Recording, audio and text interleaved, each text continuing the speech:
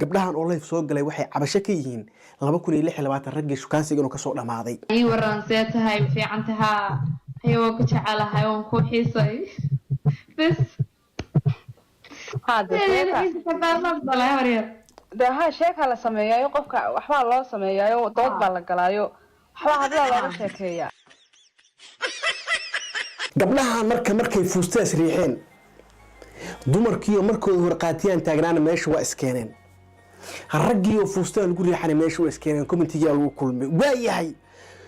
rag waxay taagan yihiin maxaa annaga kulaha ma cirkan ka keenaa sheekada hadda dumarka waxay taagan yihiin sheeko xumo awgeed ilaahay baan kugu dhaarshay wax ma cuntay heerkaas magula gaaray macna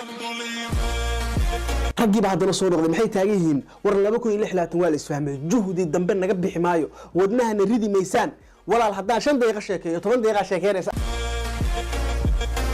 dumarkii baa hadana dib u soo noqday qaar baa ku oranaya aabaha ka waran naxdin aabahay maxaa ka gal walaal sheekh ragii baa hadana soo noqday war idinka hadaan dhaantaan walaalayaal ma shukaansada anaga sheekadii waa naga dhamaatay war hadaa wax lagu dhaantaa wax noo sheega sheekadan macnaha boqolaal qof ay ku guursaday taagihiin kaararkan waa la xoqday kaar walba xoqon hore loo xoqday war hadaa wax lagu dhaantaa walaalayaal yarkaana laakiin saaxiibul aqli ah wuxuu yiri aniga asxaabihii iyo abaan uga sheekeeyaa